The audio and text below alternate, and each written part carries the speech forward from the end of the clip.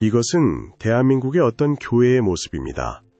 다른 교회들과는 다르게 폐선박을 교회 한가운데 붙여놓은 듯한 특이한 모습을 하고 있습니다. 폐선박은 물속에서 녹이 많이 슬었는지 붉고 오래되어 보입니다. 그런데 교회를 건축한 사람은 왜 폐선박을 교회 한가운데에 저렇게 배치하였을까요?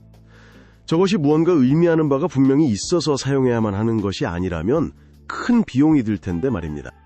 저는 여러 가지로 조사를 하던 중 폐선박이 해당 교회의 주요 상징으로 사용된 근거를 추론하여 보았습니다. 글로벌 수사관의 지극히 주관적인 견해이지만 많은 분들도 공감을 할 만한 내용이라고 생각합니다. 다음은 교회 목회자가 언급한 내용입니다. 먼저 의미를 가지고 폐선에 의미를 부여한 것이 아닌 폐선을 먼저 가져다 놓고 교회에서 의미를 부여했습니다. 목회자는 외관적으로 우리 교회의 배는 수직적으로 세워져 있어요. 물에 떠있는 박스 형태의 수평적인 모습이 아닌 거죠. 라고 말하며 원래의 방주의 형태를 잘 알고 있다는 것으로 보입니다. 이것은 평범한 긴 나무 상자의 이미지입니다. 노아의 방주는 실제로 이러한 형태에 가까웠습니다. 그래서 영문으로는 노아스 아크라고 합니다.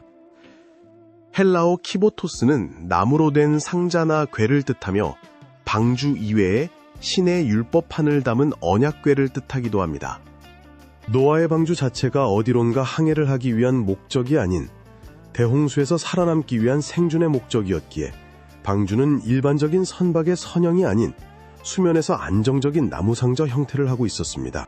게다가 현대화된 조선소에서 철로 만들어지는 거대한 선박들이 오랜 기간 지어지는 과정에서도 선박의 선체가 수직적으로 기울어지는 경우는 없습니다. 선박이 블록 형태로 만들어져 합쳐지며 건조될 때에도 배는 수평으로만 서 있습니다. 선박은 조선소 야드의 도크에서 건조되고 또 최종 형태로 완성이 되어 진수식을 마치고 출항을 할 때까지 선체가 수직으로 뒤집어지는 공정은 전혀 없습니다. 뿐만 아니라 스스로 수명 주기를 다하고 수십 년 후에 폐선이 되고 해체가 되는 경우에도 선체는 결코 수직으로 뒤집어지지 않습니다. 수평으로 서 있던 원래 모습 그대로 안정적으로 폐선 작업이 이루어집니다. 선박의 선체가 하늘을 향하여 수직 방향으로 뒤집혀지는 경우는 딱 하나가 있기는 합니다. 그것은 바로 선박이 사고를 당하여 침몰하는 경우에만 발생하게 됩니다. 이러한 폐선을 이용하여 교회를 설계하는 것은 건축가 신형철 교수라고 합니다. 어떠한 목적을 가지고 폐선으로 교회를 디자인했는지는 모르겠으나 그는 오래전부터 이미 폐선을 이용한 작품 활동을 했습니다. 그는 교회를 설계하기 이전 2016년에도 경복궁 국립현대미술관에 동일하게 폐선박이 거꾸로 박혀진 작품을 전시하였습니다. 이 작품의 선체 역시 오래 바닷속에 있던 것처럼 녹슬었으며 선체는 완전히 뒤집혀진 모습입니다. 폐선의 내부에는 커다란 나무들도 심겨져 있습니다. 하지만 폐선이 침몰한 것을 표현했다면 저 나무들은 해초라고 보는 것이 맞겠네요. 그리고 젊은 건축가 프로그램 2016의 당선작으로 선정된 이 작품의 이름은 템플입니다. 이것은 또 다른 건축 교수의 평입니다. 눈을 감고 있으면 여기가 유럽의 어느 교회 아닌지 바닷속인지 분간할 수 없다는 말이 눈에 띕니다. 오래된 폐선이 저초된 내부의 나무들이 해초로 느껴지는 것은 저뿐만이 아니었네요. 캠브리지 영어 사전을 기준으로 보면 영단어 템플은 단순히 사원이 아닙니다. A building used for the worship of a god or gods in some religions 라는 뜻인데 신을 예배하기 위한 건물이라는 뜻입니다.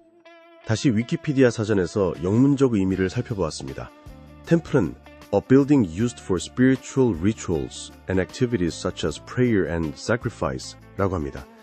즉 종교의식이나 희생을 바치기 위한 영적인 의식과 행위들을 하는 장소를 의미합니다. 그가 처음 예술작품으로 폐선을 활용하게 된 계기에 대하여도 뭔가 근거가 명확해 보이지는 않습니다.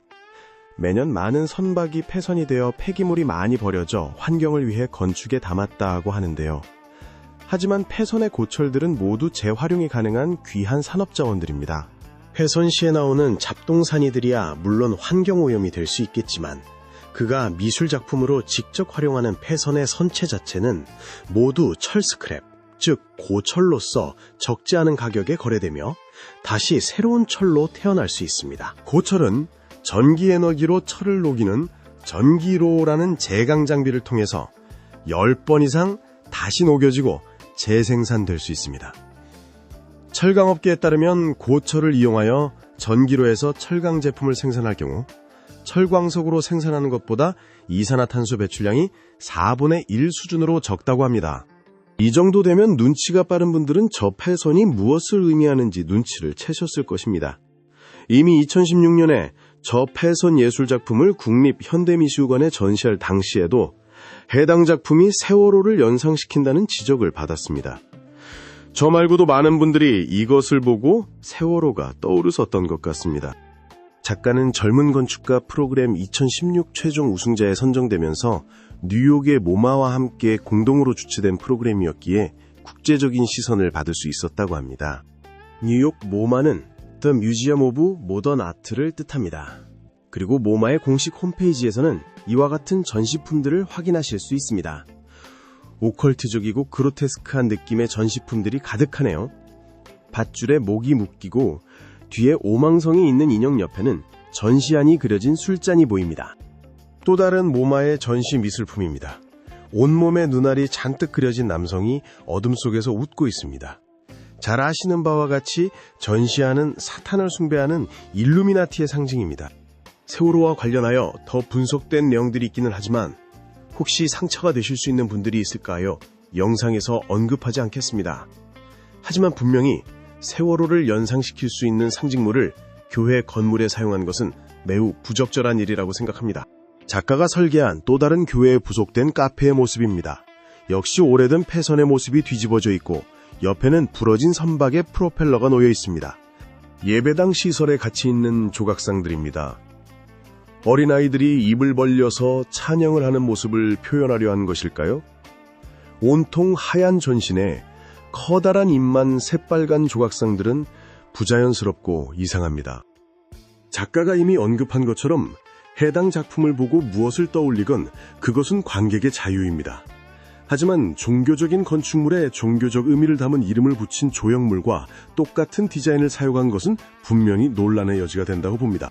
지금까지 그래왔던 것처럼 누구도 조형물의 의미나 종교 건물이 가지는 상징에 대하여 의문을 품지 않는 이상 이러한 일들은 계속해서 반복될 것입니다. 대부분은 조형물과 상징에 숨어있는 의미를 알아차리지 못하고 심지어 궁금해하지도 않습니다. 하지만 글로벌 수사관과 함께 계속 숨겨진 상징들과 비밀들에 대해서 조사를 하고 찾아내는 사람들이 있습니다. 작가가 하는 일처럼 어떤 것에 상징을 부여한다는 것은 생각보다 매우 중요한 일이기 때문입니다. 글로벌 수사관 세 번째 수사는 이쯤에서 종료하도록 하겠습니다. 시청해주셔서 감사합니다.